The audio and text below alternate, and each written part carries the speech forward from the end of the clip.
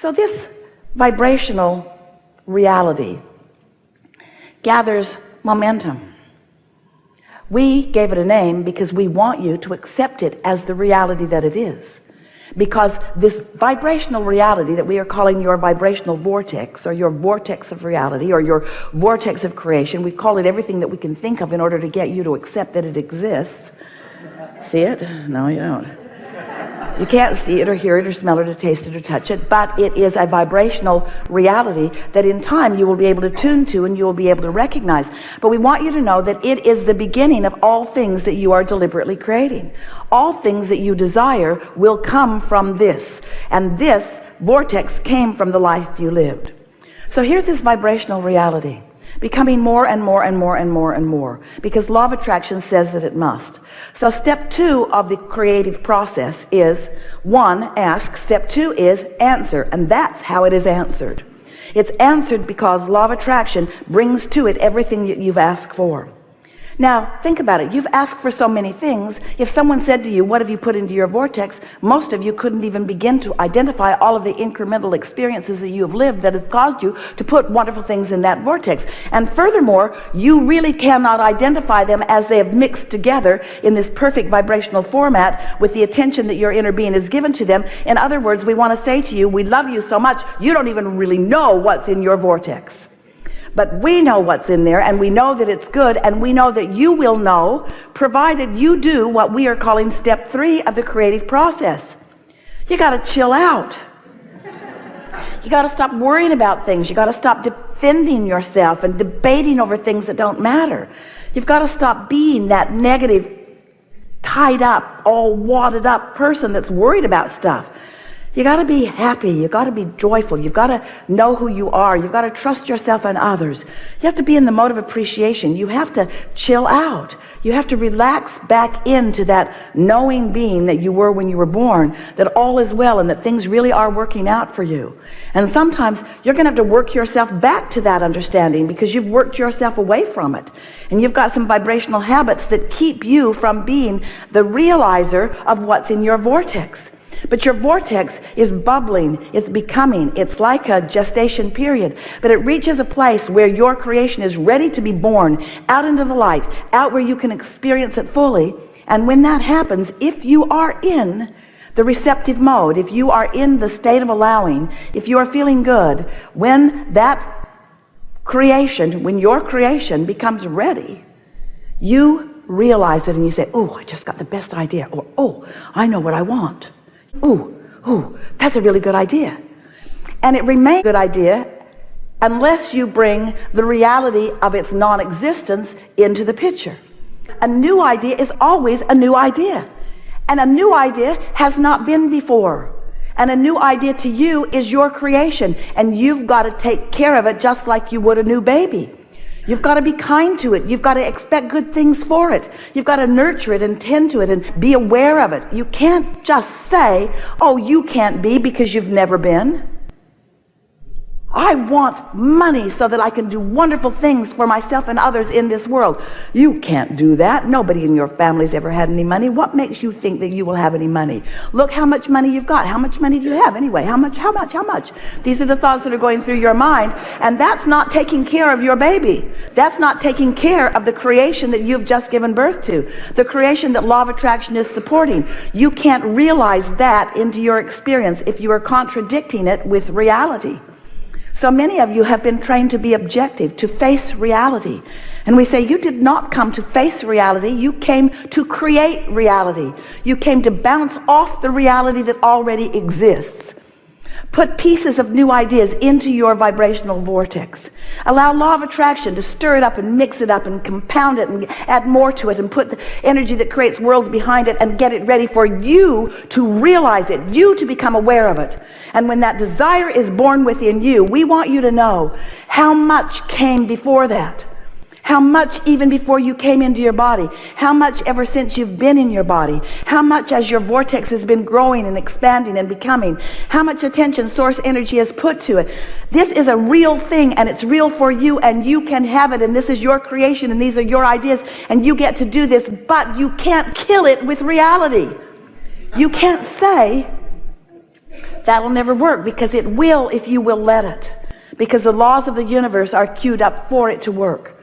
How much time do you spend lying in your bed at night and keeping your blood pumping?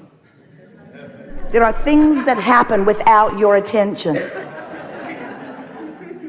And so as you accept that all of this is going on, and that there is a reality, and that it is full of the things that you have created, and it will, as it has already come from a vibration to the thought of your desire, this thought of your desire will turn to real things. It will turn to fortunes, it will turn to bank accounts, it will turn to relationships, it will turn to empires, it will turn to anything that you want it to turn to. These vibrational then thoughts do become things. That's what creation is all about. And so if you have been a physical human who has been walking around just looking at the things that have already been created, you might not be aware of how they got there. But we want you to begin to make the association between the thoughts that you've been thinking and what those thoughts are turning to. In other words, thoughts do turn to things. This is the creative process. And so we say all of that in the way of just giving you this one statement, which is the most important statement that you will ever know. Your thoughts matter a lot. And you can tell by the way you feel whether you are encouraging your creation to become more right before your eyes, or whether you are slowing it down. It will mature and it will become more, because law of attraction and natural momentum say that it must be.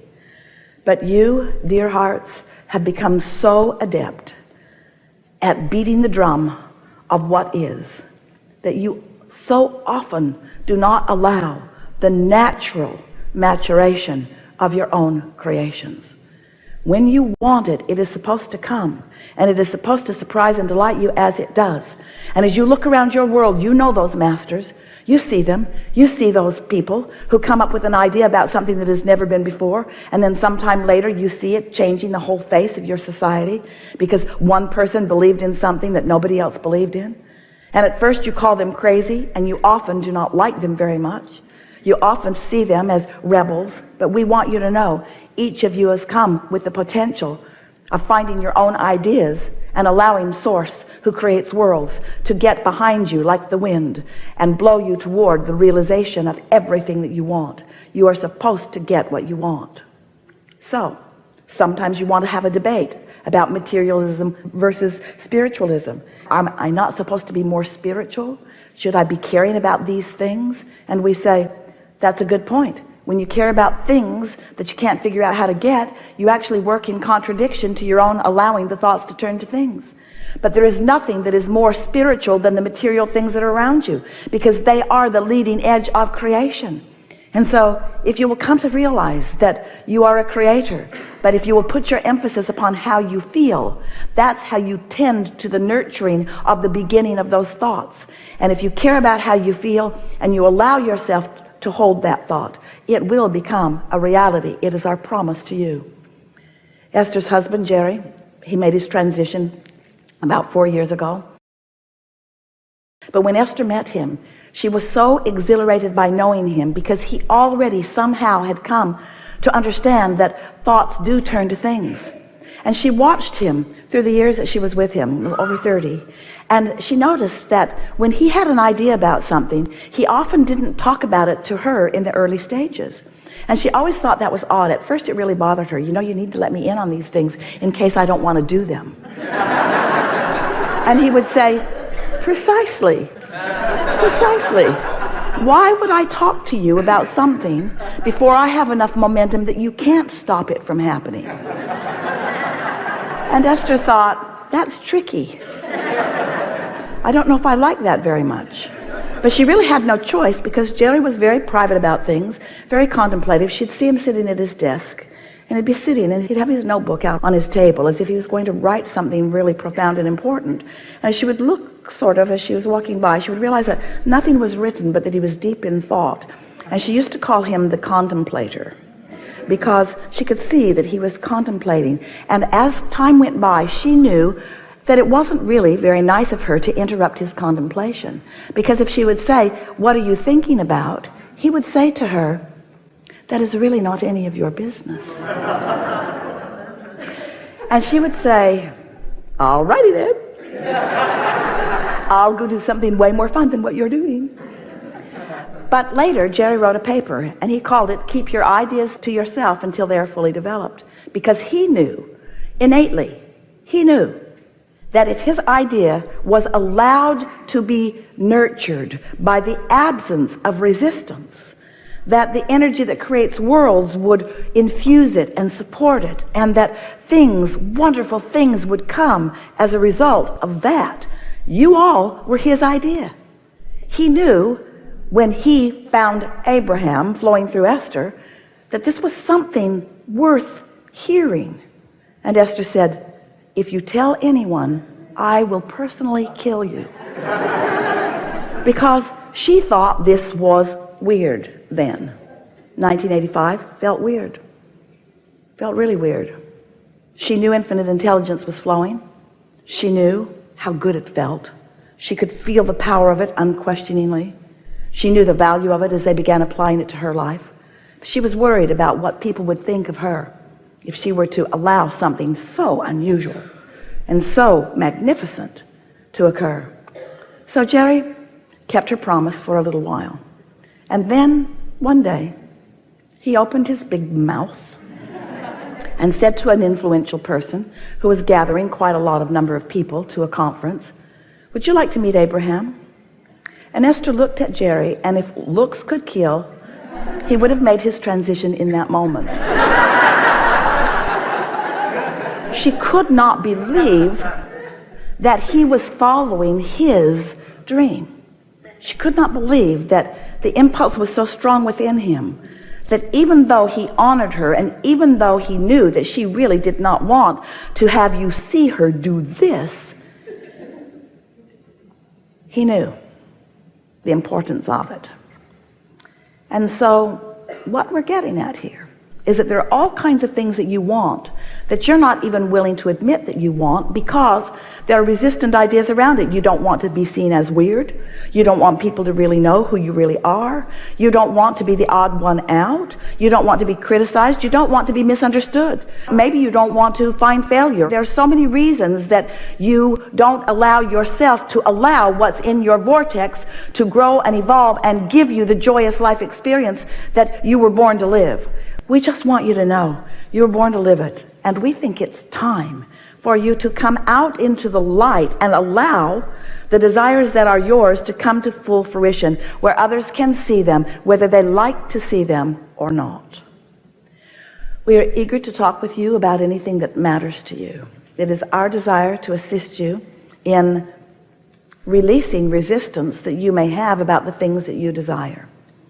This is a wonderful leading edge conversation that we're going to have today, which means some things will have never been talked about before. But for those of you who are new to the material or new to a gathering like this, that won't make any difference to you, because we will not deliver to you anything that you are not ready to hear. We will give you a vibrational basis, and already have done that mostly. And it's our knowing that you're going to be up to speed with the things that we are talking about, and it's also our knowing that you are forever changed as a result of this vibrational conversation. Things will begin working out for you even better than before because of the resistance releasing that is taking place in a conversation like this one. So, what do you want to talk about? Some things, oh wise ones that you are.